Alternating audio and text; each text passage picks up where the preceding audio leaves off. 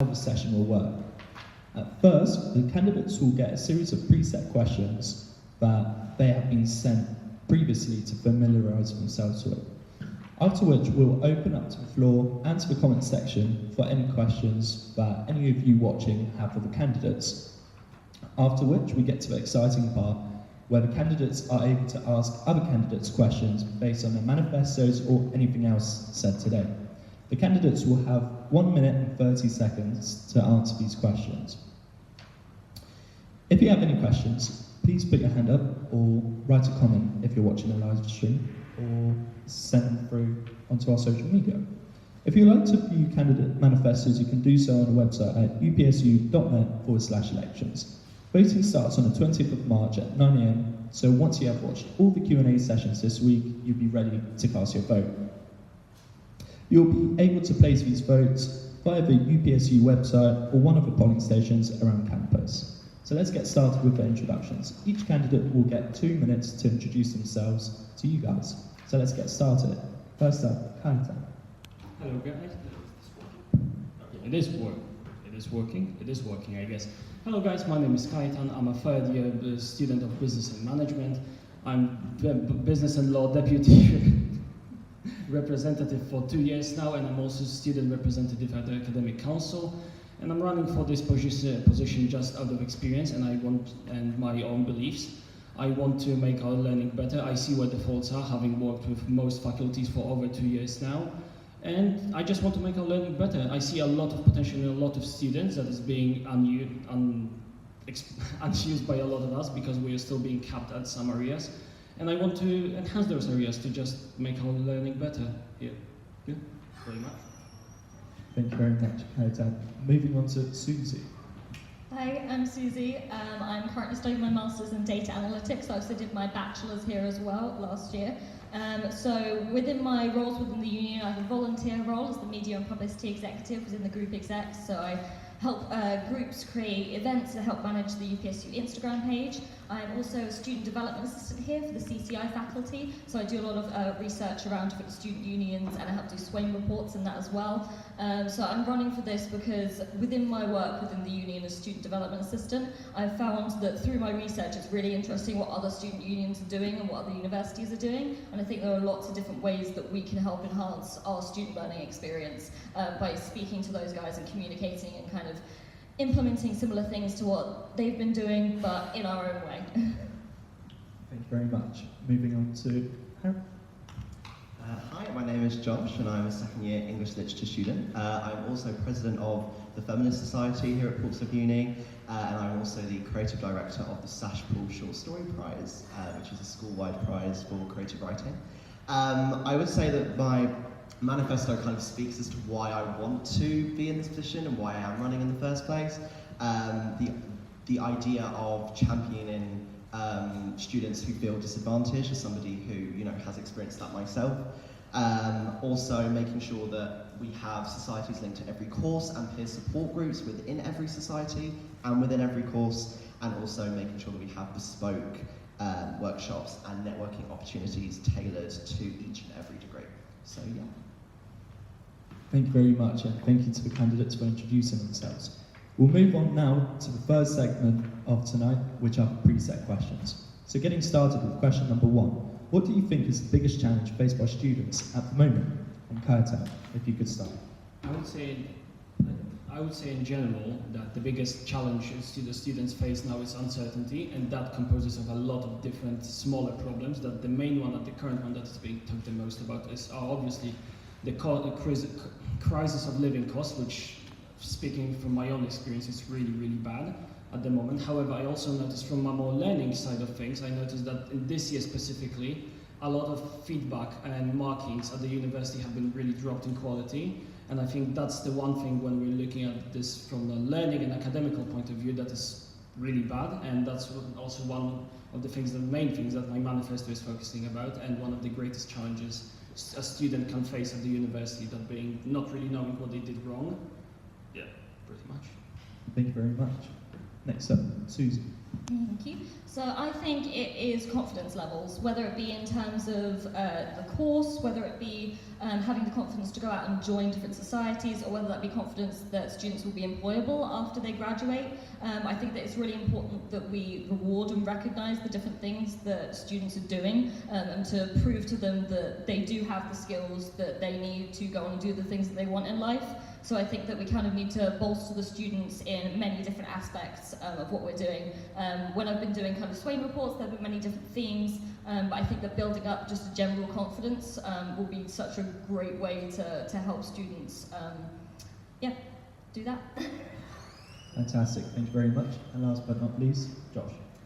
In my opinion, students aren't equipped for future graduate roles, especially someone that's in second year. In first year, we weren't offered or exposed to any sort of career advice and any sort of, okay, so what do you actually want to do? It feels like it's almost reserved for final year, which makes absolutely no sense because there's enough to do anyway. There's enough to prepare in terms of dissertation and, you know, the multitude of stuff that takes place during that year. So I would say career employability programs need to be created because, you know, it needs to be embedded within that degree program.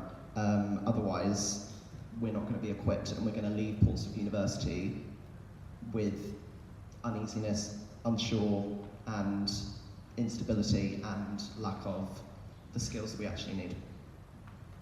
Thank you very much. And that concludes the first question. Moving on to the second question we have for you today.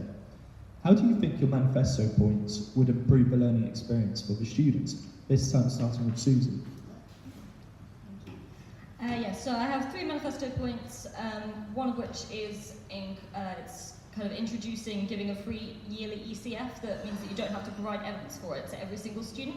So I think that this would definitely reduce stress on students. Once a year, whether it be, usually you'd have to give some sort of official evidence, so whether it be medical evidence, whether it be a letter from like a personal tutor or something like that.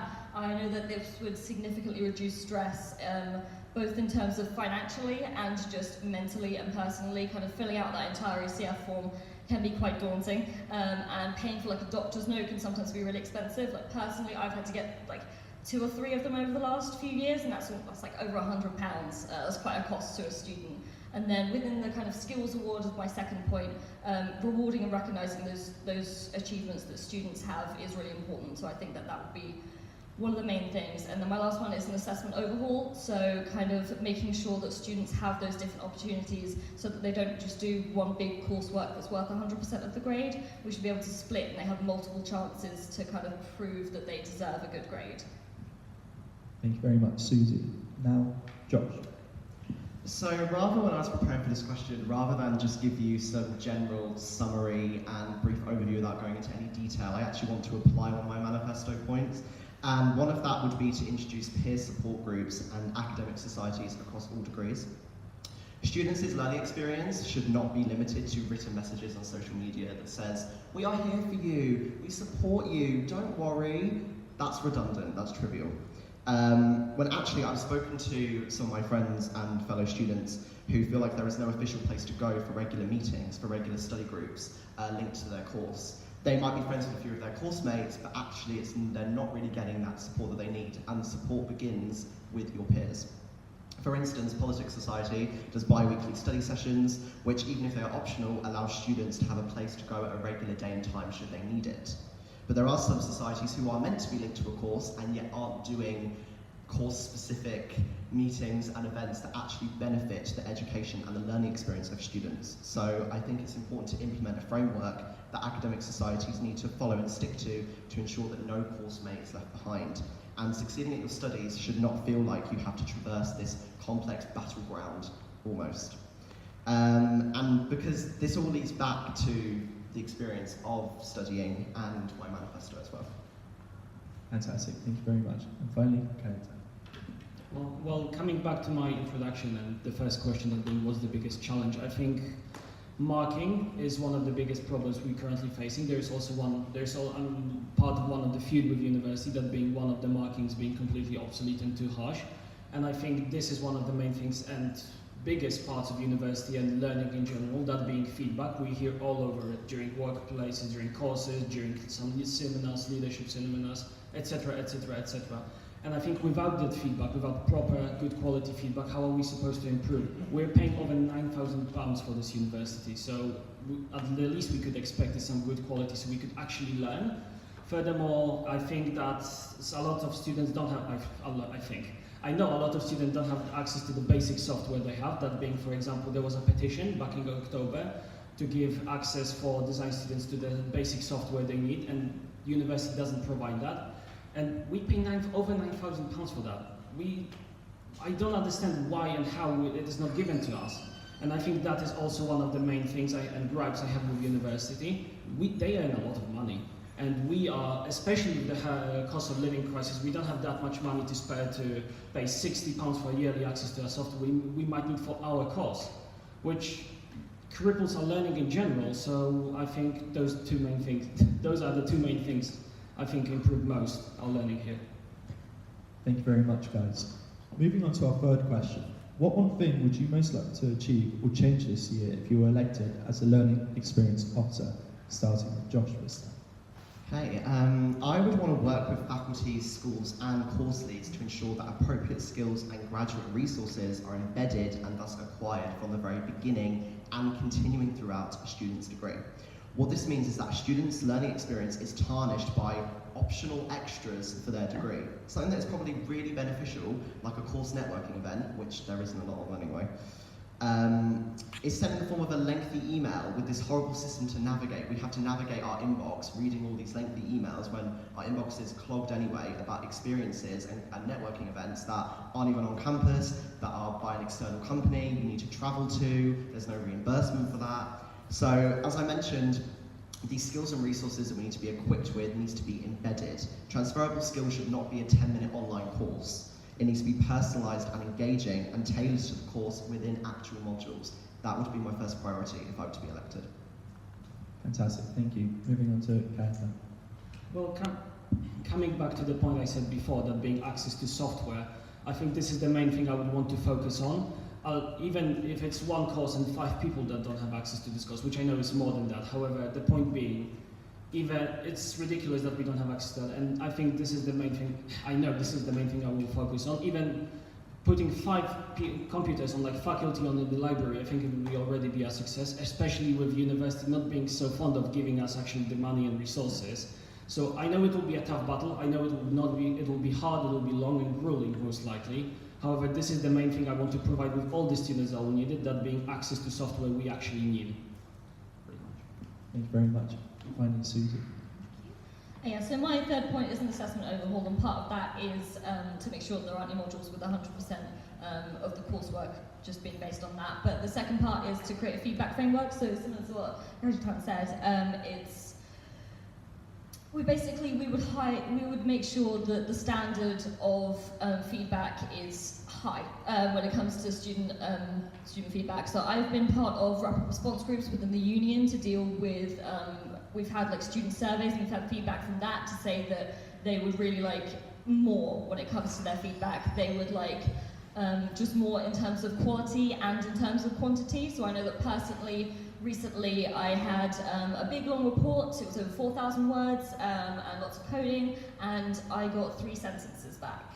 I think it wasn't even 3 sentences, 3 bullet points. And I had to go and ask the lecturer separately. That took a lot of time to then get a meeting with them, and I shouldn't have to do that. I would like to make sure that students get the quality of feedback that they deserve in a timely manner as well. Thank you very much, guys. And thank you very much for your responses. And our last question is, how do you think equality, diversity, and inclusivity considerations impact the academic experience of students? This sounds starting with Valentine. Well, I like to think of this as a metaphor. I'm myself, and being an international student, I think of all of us are different, for example, spices and ingredients, and we were cooking that being, for example, all in one big pot of being a university. When we're thrown together, mashed together, connected, we bring the best of each other. And I think by allowing us to mix, it just creates some good perspectives, different, ideas. Yeah. Brilliant. Thank you very much. On to Susie. Thank you. So, yeah, as I said, I'm also the Media and Publicity Executive for the union, so this involves helping student groups and just students create lots of different diverse events. So we've done for charity events, we've helped with interfaith events, we've done lots of things like that, and I think that it is really important to be really diverse so that every single student can be included in these kind of events. I've worked with UOP Global on one of the events that they have recently, and I think I might be helping out with another one that they have coming up as well. And just in terms of like making students aware that ASDAC exists, so I know that a lot of people that I know have used it, and making that process kind of just supporting them through it, because it really does, it can give them the resources that they need, and that's really important. In terms of societies as well, just making sure that all societies are inclusive. So I am in quite a few societies, and I want to make sure that everyone knows of the different opportunities that are available, whether it be faith, whether it be academic societies, or whether it just be you wanting to go and have somewhere to hang out at the weekend with a couple of people and play some games. Fantastic, thank you very much. And finally, Josh. I think this question can be summed up by my first manifesto point, which I entitled "We Are Not Just a Number." And what this means is that I understand just how important it is for students to feel well represented and how this relates back to their academics. And yet I've been in a position where my academic experience has been held back by situations such as societal judgments around English literature degrees, and thus humanities courses in general. And also I went through a difficult period of my life figuring out my sexuality whilst I was in my first year of university. And even though I believe uni to be a very, very inclusive environment for expressing your gender and sexual identity, I was concerned when coming to terms with being a gay man that my academic progress would be stunted by a part of my identity that I should not feel ashamed to express. Therefore, individuality and self-expression should go hand in hand with a diverse, equal, and inclusive academic experience. For instance, being president of FEMSARC, for example, allowed me to see even more injustices within the education system that need to be challenged. Fantastic. Thank you very much, everyone. And that concludes the first segment of tonight, which were the preset questions. Now we'll move on to the second segment, which are questions from the audience. If you do have a question, please raise your hand. I'll come over. Or if we have any questions online, we'll also address them.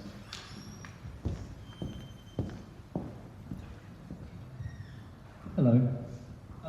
I know Susie mentioned something about ASDAC. I have used it, and I found it to be this is for all three of you, really. I found it to be a massively decentralized, kind of annoying mess. And as someone who has ADHD, that's not that easy to navigate. So I guess my question to all three of you would be, how would you support students who are in the process of using ASDAC, not just pointing them towards it? Or how would you simplify ASDAC to make it actually kind of half useful? Fantastic, thank you very much for the question. Who'd like to go first? Go ahead, Susie. Yeah, so I've personally also used ASDAC, and I know that different students can have different experiences with it, and I know that they've recently moved as well, so even physically them being in a different building is very confusing. So I think that at the beginning of the year, during Freshers' Fair, kind of making it clearer where and how the processes work for these kind of things, whether it be ASDAC, whether it be the welfare kind of area that they have. I think kind of either bringing out a guide or just also being referred to the student advice service for them to potentially let you know how your process is going, and just have some quick, easy contacts rather than having to either call them or wait quite a long time for an email. Unfortunately, I know I've been in that process myself. Yeah, because I know the student advice service is there. Not many people are necessarily aware of it, but making sure that they are able to contact ASDAC to ask about students' processes and just make it really easy for them. And they're really approachable, and they're there Monday to Friday. Fantastic. Would anyone else like to answer that question? Well, it's all well and good making a guide, but I personally think that we need to actually speak to the students that need the support, because I have a friend who has been to ASDAC, themselves for their dyslexia, and they weren't really asked about, okay, what is your personal situation? Let's think about your background, how you've got up to here, and what support you actually need. And often students might not know that, but I think it's also important to start off those conversations by saying, okay, let's actually think about you on an individual by individual basis, because right now it's too generalised and it's not personalised. Thank you very much. Go ahead, Captain. And to close it off, I think pretty much the university is a mess right now because Nuffield Centre is being demolished, so a lot of services have moved everywhere around the campus. And speaking from the experience, talking with them is hell at the moment, so I think restructuring it from the ground up at the start of the next academical year, pointing people in the right direction, talking to them, especially on Freshers' Fair, is, I think, the best way to go and the best idea right now. Brilliant, thank you very much. Do we have any more questions? Hi Josh. My question is for you. You said something about academic societies and looking to make sure that they actually do events for students. How do you ensure that we obviously do that, but at the same time we don't take away the autonomy to do part of events? Obviously, we're putting in rules to do this and taking away out of the autonomy to actually run the society. As it is right now, there's a lot of rules. As it is, if we have most of them, we're taking away the autonomy of running the society. How do you ensure that that's not missing when we specifically tell society to give students should do that? Fantastic, thank you. I think just the encouragement, I think it should not come from a place of this is like a full-time job, because I feel like, you know, running as someone that runs a society, sometimes it feels like a full-time job and I feel like I have no breaks at all, and I don't feel very supported in that, because I feel like, oh my goodness, I have so much to do, I have to go to all these meetings and requirements. So I think an overhaul of the expectations for society committee members, and then to link it specifically to academic societies and actually kind of trying to set those up. I think what needs to happen is like I say, it's just come from that place of encouragement and saying, let's actually work with the university, let's work with the course leads and think about, okay, what sort of support do you need based on your degree? You know, if you're, you know, humanities degree, you might want to sit in a coffee shop and work on an assignment together. Or, you know, a drama degree, you might want a specific or musical theatre society where, you know, you get to go to a studio and support each other in that way. So I think it can be done, and students should want to get involved, but it needs to come from a place of encouragement, not a place of trying to stunt their academic, or stall their academic progress. Brilliant, thank you. Do we have any more questions? Awesome, right at the back.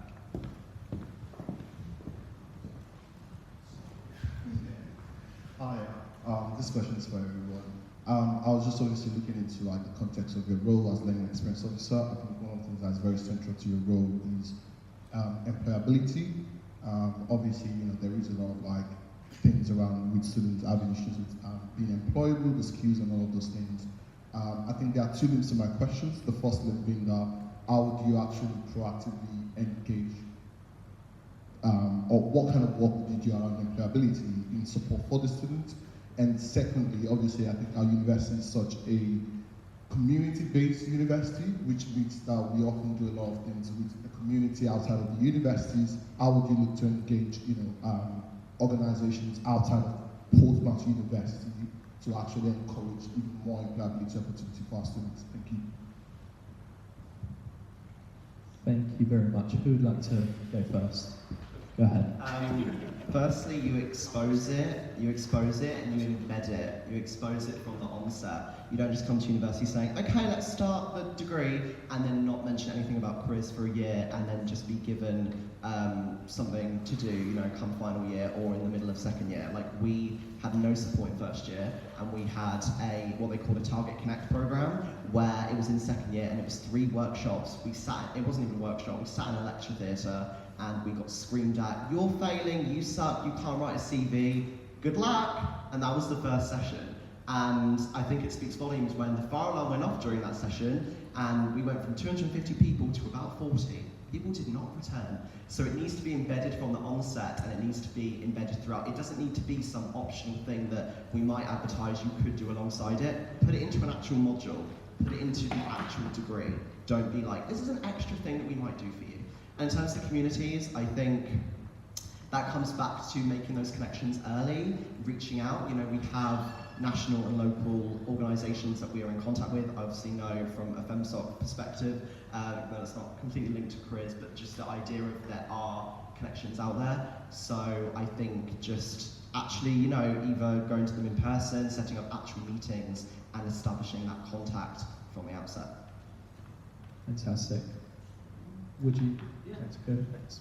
So my idea for that is remaking 7 Steps to Success, making them more practical and more, because right now 7 Steps to Success is a good step in a good direction, however it's not very, very practical. Not saying it's bad, absolutely no, for all of you viewers. However, what I want to say is I want to make it much more practical, that being focused especially on employability, which is what I said before. And I think we could achieve that by engaging local communities. There's a fantastic course on my course, Business Management, called Business Consultancy Project, when we have established connections with small local companies from Portsmouth and area. And I think that is something we could definitely use, those connections, to bring those small, big, medium businesses to the 7 steps and teach students from real business owners and real business people how employability actually works, what they're actually looking for. Yeah, this very practical, on-hands approach is, I think, something we would definitely help students to boost their employability after university or even during. Thank you. Fantastic. Thank you very much. And finally, Susie. Thank you. Yeah, so my second point is to create a Portsmouth Skills Award within my manifesto. I've done lots of different research with almost 20 student unions throughout the UK, and I've spoken to someone who sits as the chair on the skills focus group for the UK. And although this is an optional extra, like you said, it's not something that students have to do, but if I did create this, it would involve people who are already committee members, already have part-time jobs, already work within the community, and it would give them a chance to recognise the work that they do, and it will kind of promote more engaging with the community. So I've personally worked with Fistful of Dice, who's chopped down Albert Road, within my society work, so engaging with those guys has been really, really useful. I know that within the third year of a lot of creative degrees, you can choose a module where you create your own business. I think kind of working with those people, with those students, and highlighting that would be really useful as well. And I know that having an award and having it being put on your academic report can really help boost engagement, and I would love to embed this within the uni, but also work with the careers service, because I know that they put on many different workshops every single day. So I've personally used lots of different ones. The CV workshops that they do are fabulous.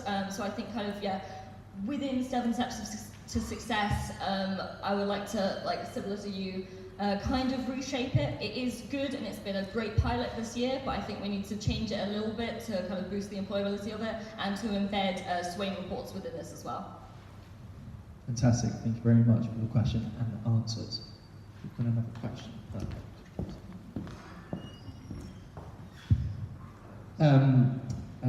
So if you're looking to try and produce more transferable skills across the entirety of every different kind of course and module, how are you going to try and balance that with,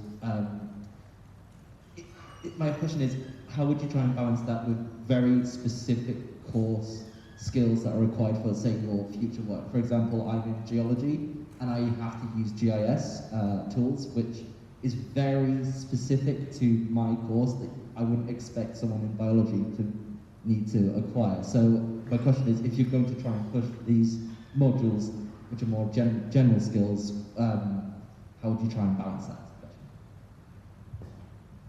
Fantastic. Thank you for the question. Who would like to approach that first? You work with course leads, because I'm not going to sit here and pretend that I know about GLS and geology, because I don't. I study English literature.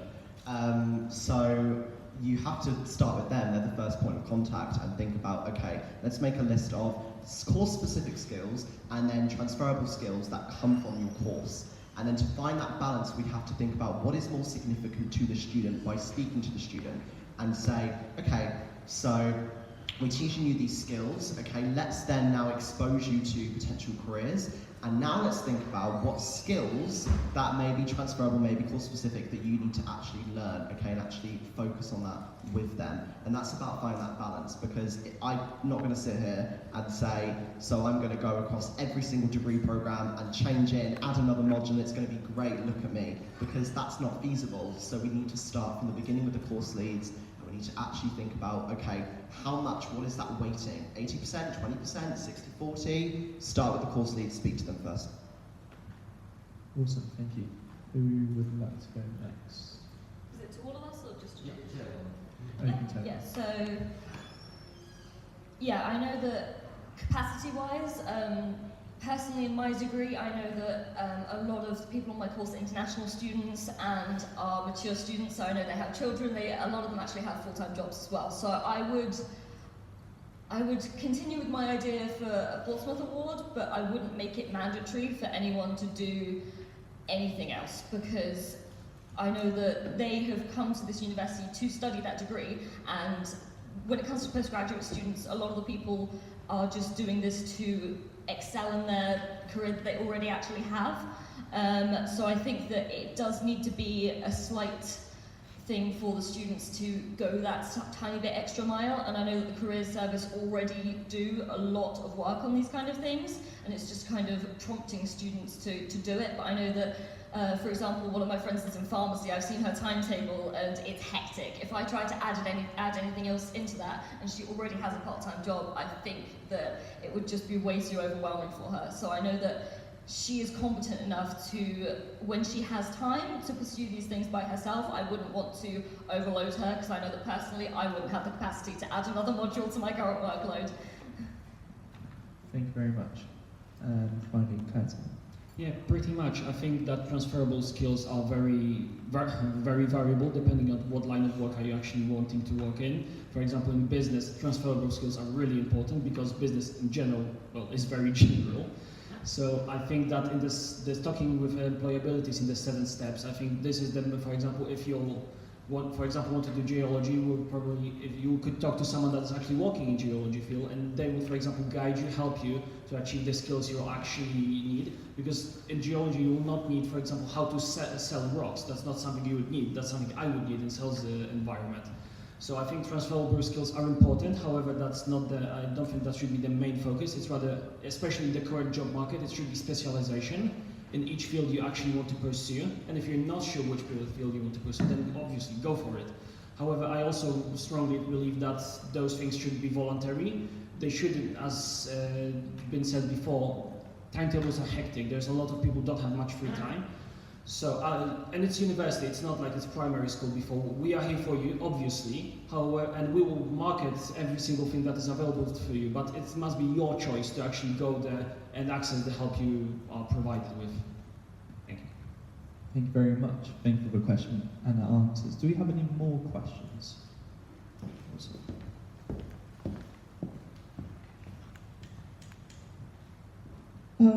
My question is basically, I think it will be for Josh, because I think you're the one who mentioned mandatory career module. Yeah, basically, it already exists in many faculties and many departments, and my department is one of many that it already existed, and it starts basically on the first year. So I'm studying psychology, and we have mandatory career module that lasts all year round, and even though it's really well like done on its own, you know, when it comes to like us students, and when it comes to like how students actually feel about it, especially now when we're on our final year, we all think that it was completely unnecessary, or like mostly unnecessary, and it was mostly a waste of our time. We also, not just us in our department, but many other departments, have many opportunities for people to choose practical work that is made into mandatory subject. So either choose practical or just like attend lectures, and the majority of people will still choose to attend lectures. And even after all of those possibilities, attendance rate will be really, really low. So obviously making those career options mandatory isn't really working in many departments and faculties. So how would you actually go about that? Make it more useful, or, you know, for people, because obviously it's currently not working for them. Thank you. Yeah. Thank you very much for the question. I think obviously I don't, I'm not exposed to every single course. I haven't gone through the Ports of Uni website and looked at, okay, what's every single module, and then go on to Tallis and look at the reading list and try and find the Moodle site. But I do think that where that manifesto point has come from was from people who have told me I feel like I'm not well equipped. Maybe the fact that there is low attendance suggests that it's not being taught or delivered in the right way. And linking it back to an answer that I've said previously, we need to work with course leads. We need to think about, okay, there's low attendance, let's try and find the solution to this before we just completely discredit it and say, it exists, it's fine, let's move on, because I think the low attendance speaks volumes for that. Brilliant. Thank you very much. Do we have any other questions from the audience members or anything in the comments from our viewers at home?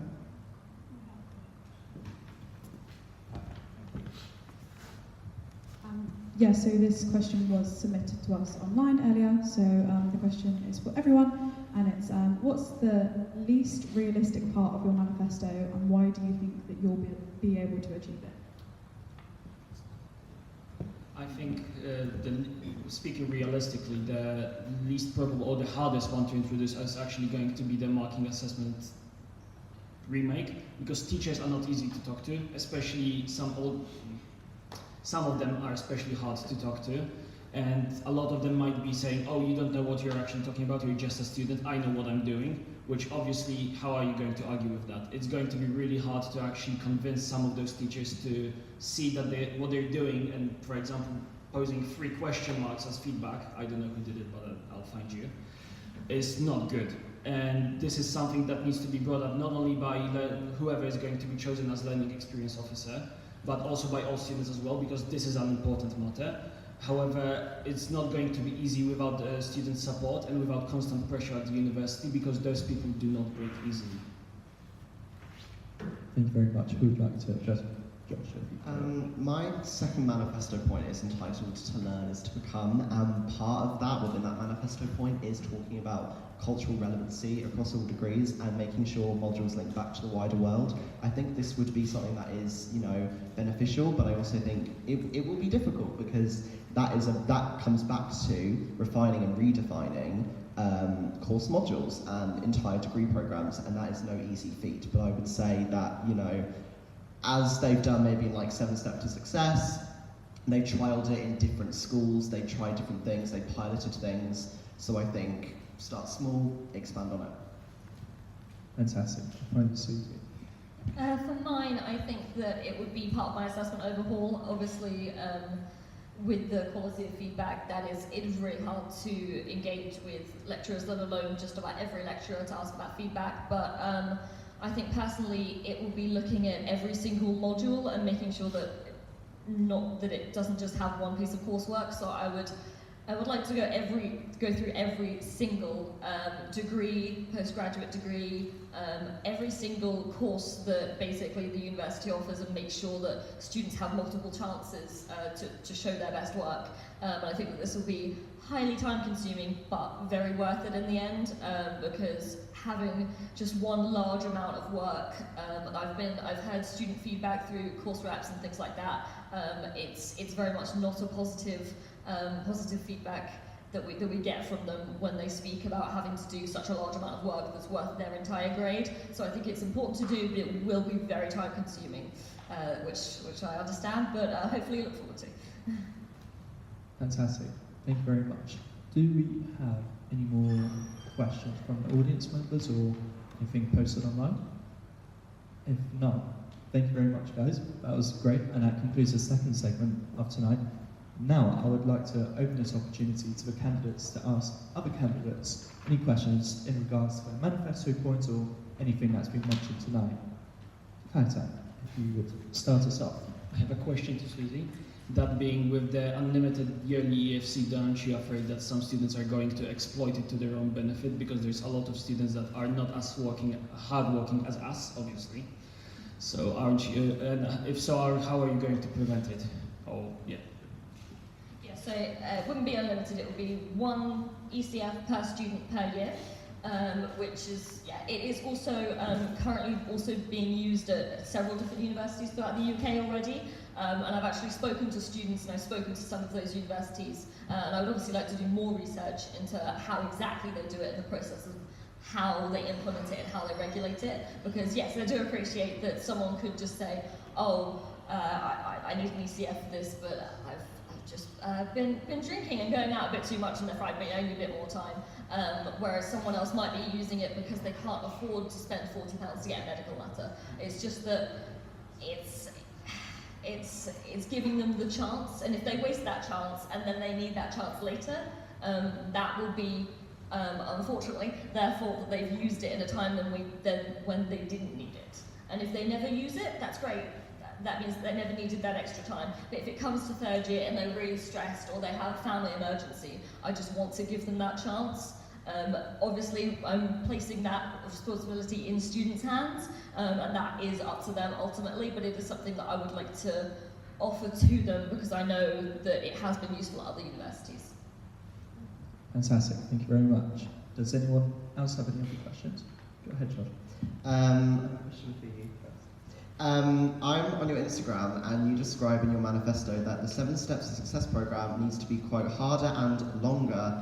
I know it sounds horrible, but by working harder for something, it will bear more fruit in the future. So how would you encourage, my question then is, how would you encourage students to complete a harder and longer 7 Steps to Success program, and what was your thought process behind this? My thought process was very simple behind that, that being if you put more effort into something and when you actually complete it, you're more satisfied with that. And also when we're talking about employability and increasing our chances for future employment, showing that you completed something that is not as easy, that is actually demanding, requires your attendance, shows your effort put into something, which I believe is actually very valuable by the employers and our future employers. And by making it harder, pretty much I summarized it before. That being by showing that you actually care to actually attend something that requires your attention and some work, that is extracurricular, of course. I think that really would benefit most of the students because it shows that you actually care about your own future and you're willing to go this one step forward, to go after classes to a different workshop and show that you care about your own self pretty much. Brilliant, thank you very much. Do we have any other questions? Go ahead, Josh. Can you please name 5 modules that have 100% weighting for one assignment? Yep, so I personally have had one this year. It wasn't data management, it was ADTA that was onto that. I know that they have one in, I can't remember the exact name of it, but I know they have at least one within the architecture degree. I don't know specifically 5 that I can think of off the top of my head, but I have personally experienced it, and I can say that I even had to use an ECF for this when I had to submit my 100% work, and even then I still did not get the best of grades because they kept moving back the timeline for it, and they didn't have enough time to basically teach us everything that had to go into that big 100% project, and it's way too large of something to kind of put on to students all in one go, and that is the feedback that I've heard from students when I've spoken to them about modules such as this. Brilliant, thank you very much. Do we have any more questions? Any more from Kaizen? Oh, you want to? Oh, no. You can do another one. No, Thank you very much. if we go to Susie now. Yeah.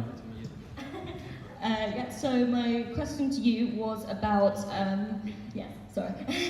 I've actually been part of, so within CCI I know that they didn't give Adobe to students basically. I raised this within my work because I'm the student development assistant for CCI. I was part of a task force that was made to tackle this and speak to the university, and basically they said, we've spoken about this many times before, we don't have the funding, and we've already got reduced prices for students when it comes to Adobe, and that's the answer that they gave, and that's the answer that they've constantly been giving. How would you aim to change this? Well, first and foremost, I think that, as I said before, for example, with marking, I think obviously it will not be an easy thing to actually implement. However, by applying that, showing that we can, by constantly pounding university, not giving them any rest, and obviously they can't just say no, because we, as external organization, have no real influence over them. However, by showing that we actually care, that we want this, and they are earning over 9,000 from us, which shows that they have very high profits. I don't know the exact numbers, but they're surely in millions, considering they're building new buildings in London and they want to go international buildings as well. Bless you. So I think that, and strongly believe that because this has already been approved by Student Council as well, so this is something that has been worked on already, and I believe that by going to every single decision body at the University of Portsmouth, we can actually influence this change. Obviously, it will not, most likely, it will not be that every single student will gain access, for example, to a very specialized software, or that's something that's actually really expensive, but by even giving 5 laptops per faculty with the necessary softwares, I think that's already something to start on, and we could build something on that with the future. But as I said, it will not be easy, and yeah.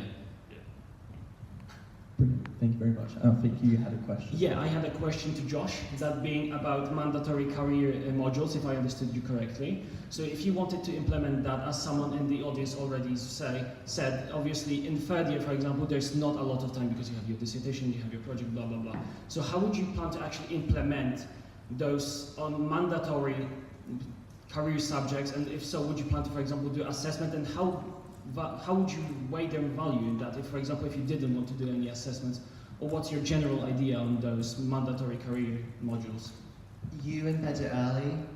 I'm not saying that in third year there should be a complete disregard for it, because third year is your final year. But also in second year, for example, Sashpool, we had a assessment centre experience day, and we had it was only 250 words. It was a 250 word reflective statement about what we learned on that day, what we learned about our strengths. So it was really uplifting and gave us self-confidence. That's worth 10% of our grade. So I would say that 2 things: it needs to be embedded early, it needs to not be disregarded in third year, but it needs to have that introduction early on, because I feel like in first year especially, it's just completely neglected, and a little bit in second year as well. Like I said, they gave us Target Connect workshops in a lecture theatre as a compromise and patronised us. So yeah. Brilliant. Do we have any more questions? Go ahead, Susan. It's for you. So when you said around kind of diversity, making sure the degrees are relevant to everything that's going on. So personally right now I'm doing data analytics and I'm doing a master's. And I know that someone in the audience said they're doing geology. Obviously, when it comes to doing a master's, you're only here for a year, and obviously the world can change very quickly. With kind of different STEM-based courses and things like that, how would you plan to change those and embed that in those kind of subjects? I would say that it's about having understanding that some courses have to rapidly respond to the changing world, because we are living in a rapidly changing world.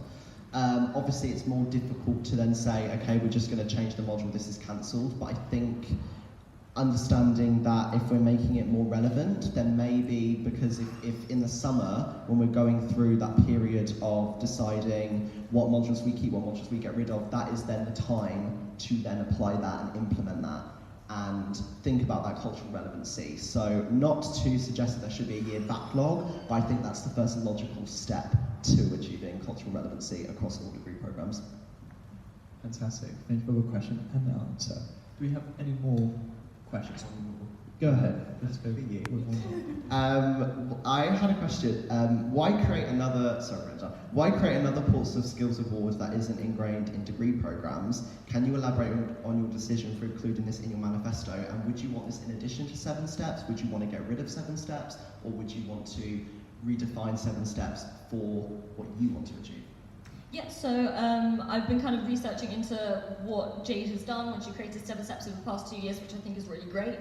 And like I said, I've done lots of research with different student unions, so I would like to take 7 steps and kind of either keep the name, because it is quite a good name, just kind of use what's already been done, because I want to see what happens with the pilot scheme, what the outcomes of that are, and kind of implement that, and then add in the Swain section, the Swain reports as well, because they're a great way for people to self-assess themselves. They can talk about their strengths, their weaknesses, and even if they're not sure, they can have meetings specifically about these things. I've held meetings with different students, and we've booked in about half an hour, and then we've spent an hour talking about the different opportunities that they have. And I think this is a great way for students to talk about in an open space, not necessarily with someone formal. So obviously they can do that with careers, but I myself, it's a lot easier to just speak casually about those kinds of things. And when it comes to just creating a whole other kind of skills award, I appreciate that can be daunting, and it is a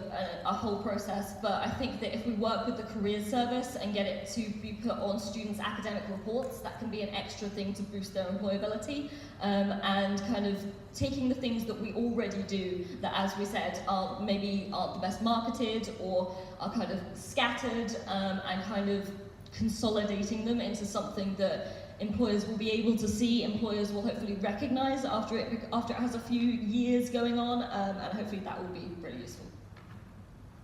Fantastic. Thank you very much to the candidates for a great discussion today. Absolutely fantastic points raised. Congratulations to all of you.